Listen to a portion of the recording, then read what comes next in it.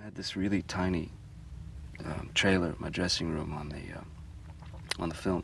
And it was great. It was really tiny, an old little caravan, and it was all decked out. And we used to have, the tariff would come in to my trailer. I mean, all of them. You know, there was like 18 of us, you know, crammed into this little trailer with all the instruments, you know, and the smaller cymbalom and the stand-up bass and the violins and the whole, you know, the whole 9 yards.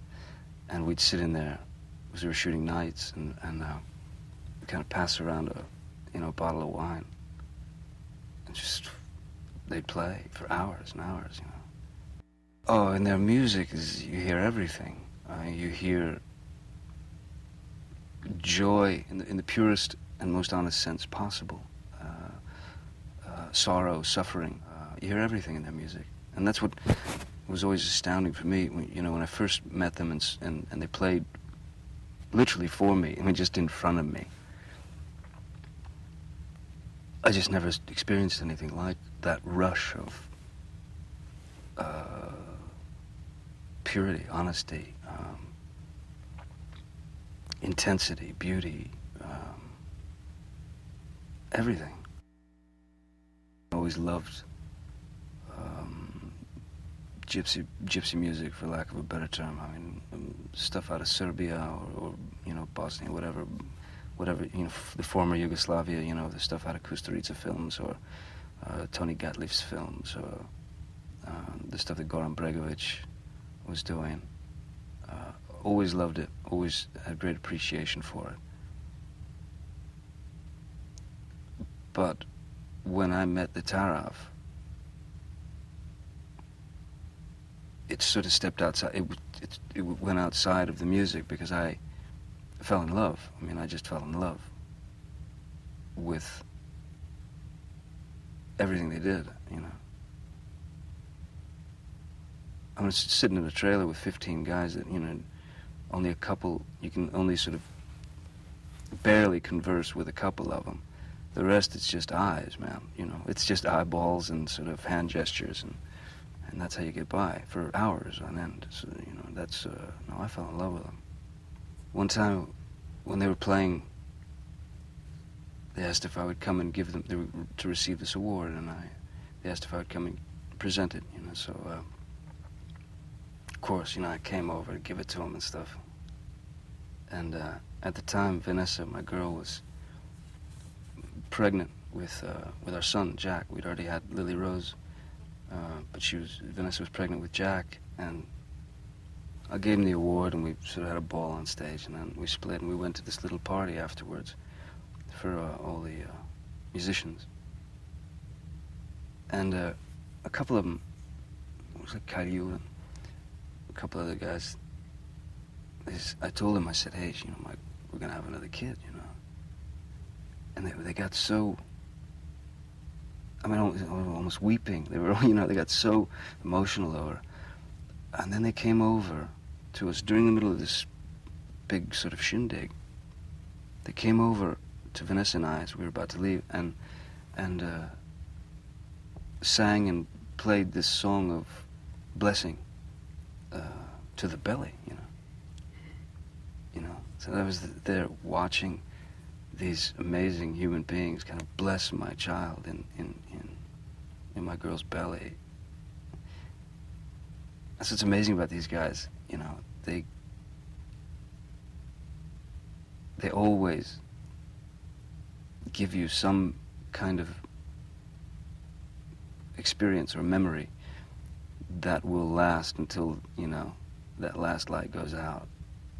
I mean, in every way. I mean, every experience I've ever had with them is just ingrained in my, just seared onto my brain and my heart. They just live, and the beauty is they live and live every day to the fullest and just continue to move forward, and that's what they know, and that's what we should know. He was so beautiful, Nyakshu. So, such a confidence, such an incredible confidence, yeah. There's a beautiful moment when the woman sitting next to Nyakshu's casket. It says, get up and tell him you're a better fiddle player than he is, you know. Yeah, I know. Because that's what he would have done. Absolutely. He would have absolutely gone and busted Kalyu's balls. Nyakshu is not one to suffer fools gladly. Absolutely Yeah. not. No, he that's a guy who put his flag in, you know, walked in the room and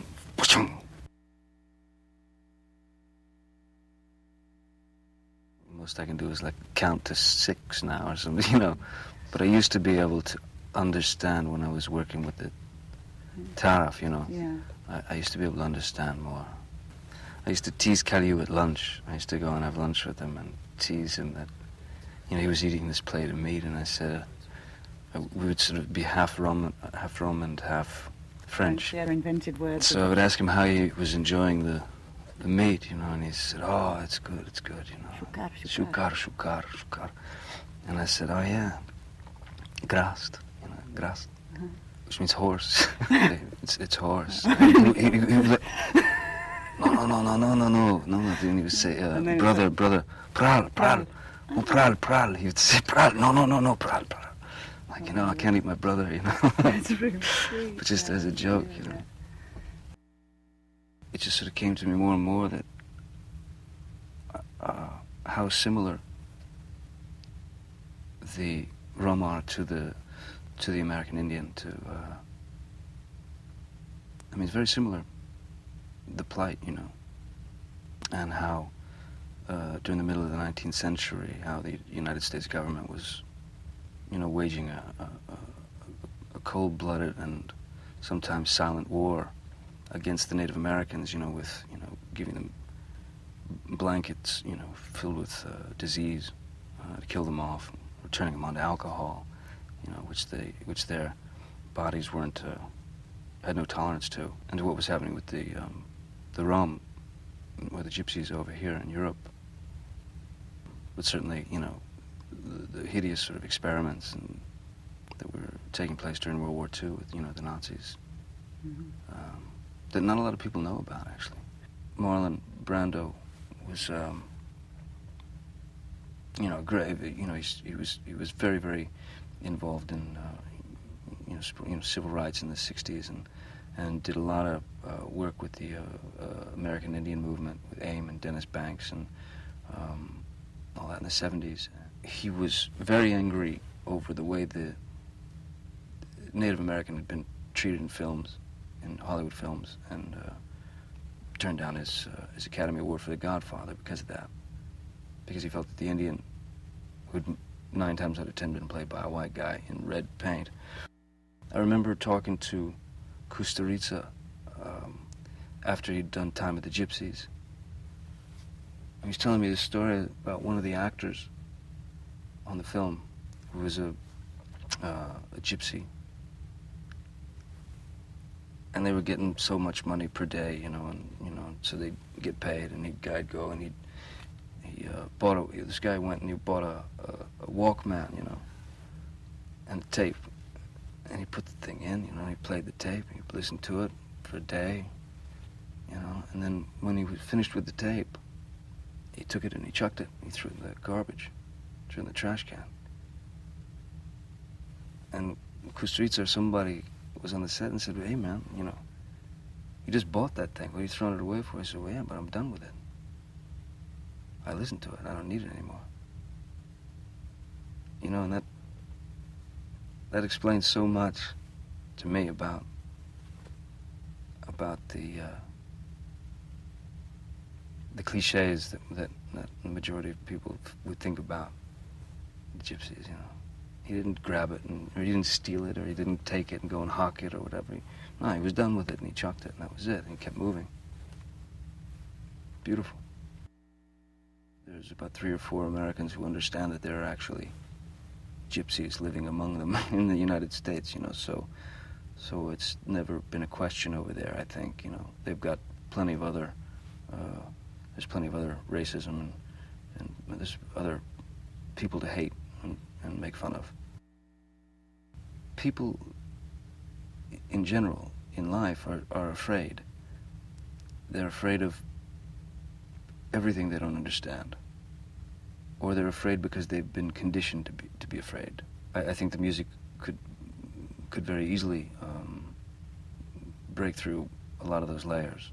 Some of the greatest life lessons I learned ever, I learned from the Caravs. Don't get hung up about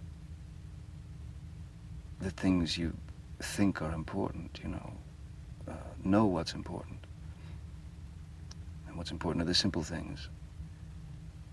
Sometimes the simple things are incredibly complicated, you know, complex, like the human body and living and life and breathing and laughing and loving and all that stuff, you know, just enjoying every second. And I was really blessed when I met them to experience that, to